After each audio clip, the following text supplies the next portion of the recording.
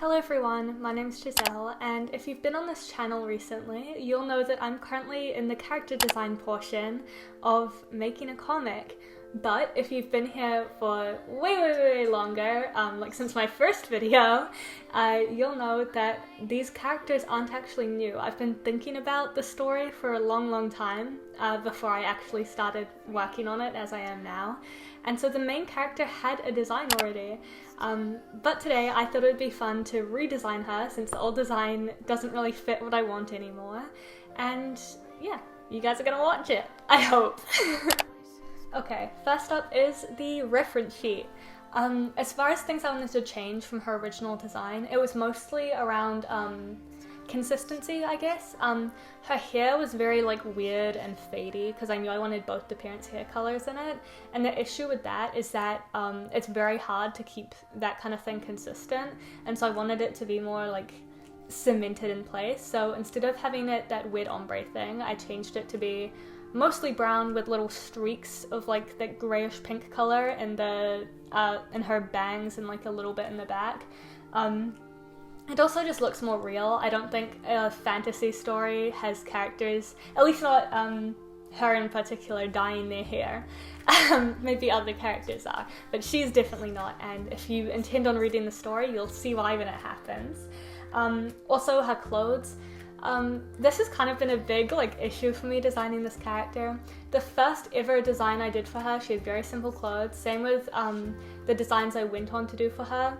And when I originally tried to write this comic, she had a more detailed costume, but the issue was that I gave her a very big puffy skirt with a poop ton of layers and a lot of details.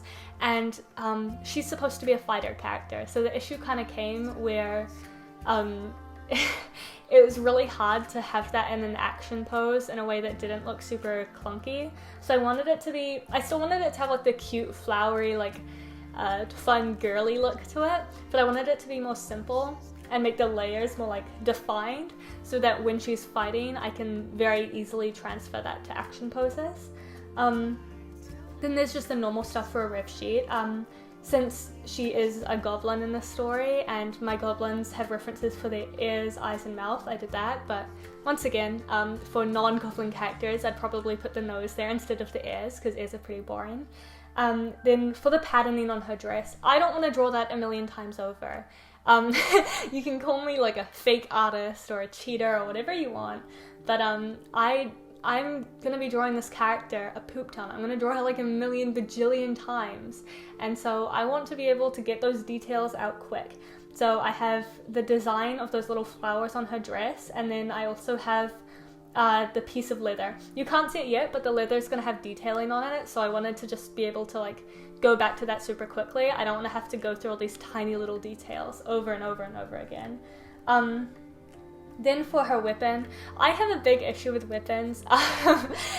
Whenever it's a small weapon, I have an issue where in my head I think it's small weapon, and so throughout the story the weapons will get smaller and smaller, and when it's a big weapon I think big weapon, and they just get bigger and bigger. So I wanted to have a definitive size for her axe.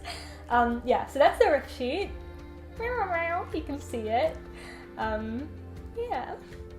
Alright, so next up is the layers of her outfit.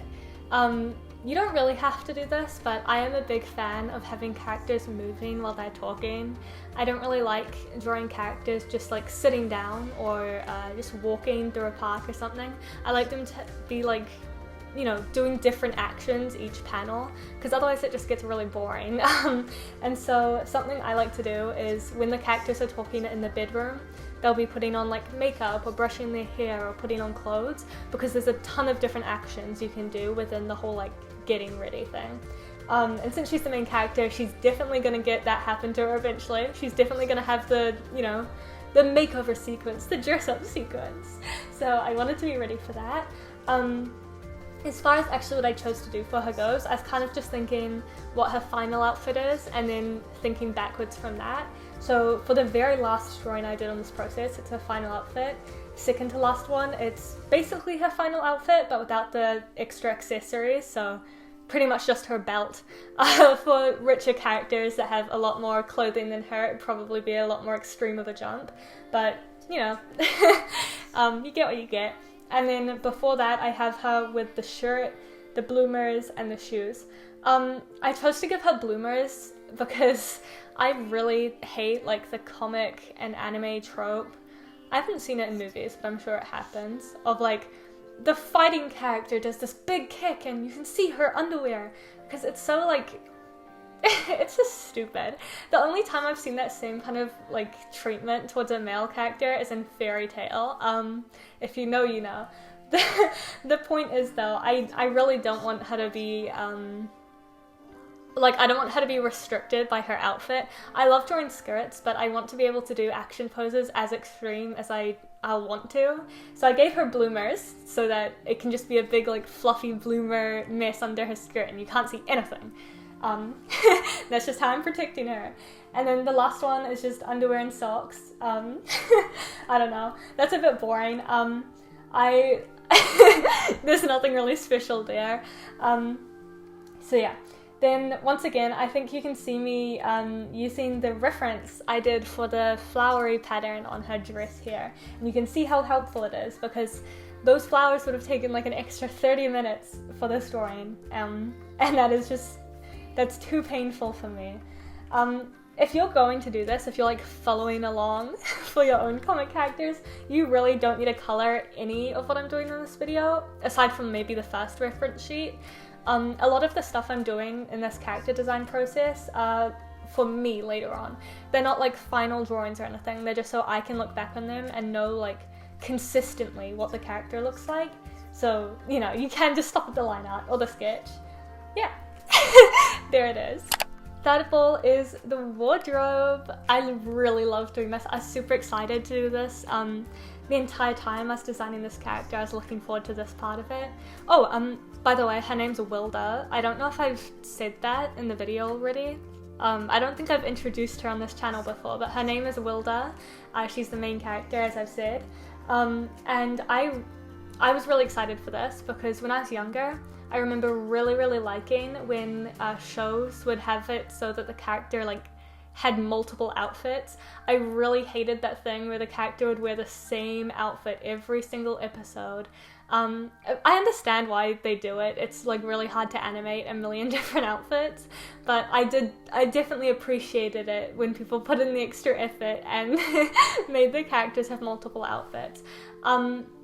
This character in particular, just like for the way that she's written, probably wouldn't have too many outfits. I don't think it would be like a everyday she gets changed thing, but I definitely wanted to give her like a few outfits for like different events or, you know, reasons.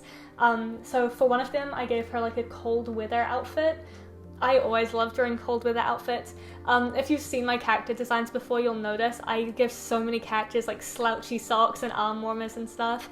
I just think like, I don't know, big like bundly clothing items that look super fluffy and nice, like just, I love them.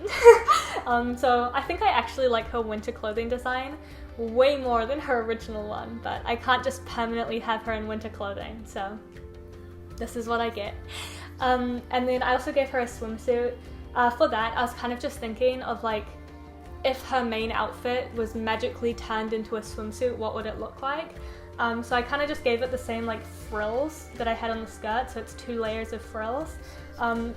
I thought about doing something with the leather where like the straps were like little leather ribbons or something like that, but it just felt a little overwhelming. Swimsuits are pretty simple, and when I have her in that swimsuit in the actual comic, she's going to have like a snorkel and flippers, so I figure I can bring in the brown part of her color scheme there. And then lastly, I gave her pajamas. I did give her pajamas in the original riff sheet, but those aren't her actual pajamas. That was just like, I needed something to show her body type, and so I gave her pajamas, but those aren't her real pajamas. Sorry for shouting. Just want to make it clear, these are her real pajamas because they're way cuter. So I gave her these cute off-the-shoulder pajamas and socks to match. And then I thought it made sense to braid her hair up since she has kind of wavy hair, but her bangs are super straight. I thought it would make sense that her hair's like unnaturally curled, like she's doing it on purpose. As far as the flower designs go, I knew I wanted it to be like in the same kind of style as her main outfit to make it like she has a consistent fashion sense, but I didn't want to give her those big roses on this one because they're a little bit harsh. Fourth was my least favorite part of character design by far. I did the profile turnarounds. If you saw my video designing the mother of this character, you'll know I hate drawing profile turnarounds. They're like my least favorite thing in the entire world. I love character design, but I hate this. I took like so long to do this. All of the other drawings I finished in like a day, maybe a day and a half. This one took like a week. Like I spent so long doing these heads because I couldn't force myself to do it for more than like 10 minutes at a time. I hate it. I hate it so much. You saw me just writing on the screen too. I was frustrated, I was annoyed. But that's why I do it, right? The same reason that you draw like a pattern reference for the clothing and stuff. It means that later on, I don't have to think as hard. I don't need to go, what would this facial feature look like turned around? What would this facial feature look like in this position? Because I can just look at this and then copy it. I can just draw it down because I'll know what it looks like. And for me at least, the hard part of drawing someone's head consistently is like knowing what their facial features would do. Because as far as like if your character is doing something very expressive, it's okay if it breaks a little bit. But if your character is doing a face they've done before, you kind of need to have like a consistent idea of the way their face moves and looks at different angles. There's a lot of copy pasting in this process. I was not going to draw the same head like 5 million times when I can just do half of it, then copy paste to the other half and move her freckles around. I do want to keep her freckles consistent, so I made sure to go through and change them around. Also for her hair, you might notice that it has been chopped a little short for this reference. It takes up a lot of space. These profile turnaround references tend to take up like a full page very easily. So if your character has like a big hat or fancy hair, I recommend like just putting it in a ponytail or taking off the accessories. Or like jewelry too, because it's so unnecessary for this. You're referencing the head, you don't need the extra stuff. I did the same thing for her mom, for the big like hat crown she has. And then I colored in again. Once again, at this point, so like I said, I've been taking a lot of breaks with this drawing because I was just so frustrated. Right before I had to color the hair, I left this drawing for like 2 days and didn't touch it because I did not want to have to go through and add all of those streaks consistently through her hair. But I did it. I was a very brave soldier, as you know, a strong woman, and I colored in my own character's hair. Yeah, there she is. I hated this, so I didn't go as far with the shading as I normally do, but you can't blame me. This freaking sucks. Alright, and next up is a reference for her aging. Normally I wouldn't do this. Even for main characters, I wouldn't normally do this. I generally just like to have an idea in my own head of how the character would look at different ages, but I don't like to design them at different ages until I need them, because I kind of run into this issue where art is something where you're constantly improving. No matter how good you think you are right now, you know, a few months from now, you're going to look at your current art and think, what the heck was I thinking? I'm so much awesomer now, right? It's the reason I'm redesigning this character now. It's because I just can't bring myself to use the old design, because I spent too long wasting time, and now I've got to be serious. But it's another note. But for this character, the reason I'm doing it so early is because we actually, you guys will see her as a baby very early, like first chapter type early. So I do need the design, so this is like a special little thing. Also, I loved doing this. I don't draw babies very often. I tend to draw a lot of like teenage characters, middle-aged characters, and older characters. I don't really draw children or babies, and I like to draw them very stylized. I like them to look like more cartoonish than the normal ones, so I give them like, the word I'm thinking of is like toilet Van Hanekokun legs, so they're just straight down, you know, there's no like ankles or foot definition, because it just feels simpler, and I feel like babies are just simple adults, you know? They're like if you took all the details out of an adult. I kind of struggled with the hands when I was drawing her as a baby, because I was trying to draw just like hands, like hands but small. But then I looked up baby reference photos and I realized hands on babies are pretty much permanently in fists. They never really unfurl their fingers at all. So I just turned her hands in these 2 circles. And even though they're less detailed, those 2 circles represent her hands a lot better. It's kind of like how if you're drawing a character's mouth, you don't draw each individual tooth because then it looks creepy. You just draw like a big block of white. Sometimes this simple thing represents it a little better. Then for her in the middle, that's like hers, I guess, like a tween. I'll probably change that design later on because you don't actually see her that early. But I kind of struggled with her clothes, honestly. I wanted it to be like, I wanted it to still be, you know, it makes sense for the steps she's taken to eventually look like how she looks, you know, as like an adult when you currently see her. But also at that time in her life, she probably wouldn't be thinking very much about like her personal style and stuff, which is what I've been considering for her other ages. So I decided to just give her all leather. I did originally want to make the shirt pink or like give her some kind of cute socks or something, but I just don't really think it makes sense for her. Once again, if you're planning on reading it, you'll understand when you read it. But I did decide that that's when she learns to braid her hair. So there's that. Yeah, I hope you liked this video. Bye!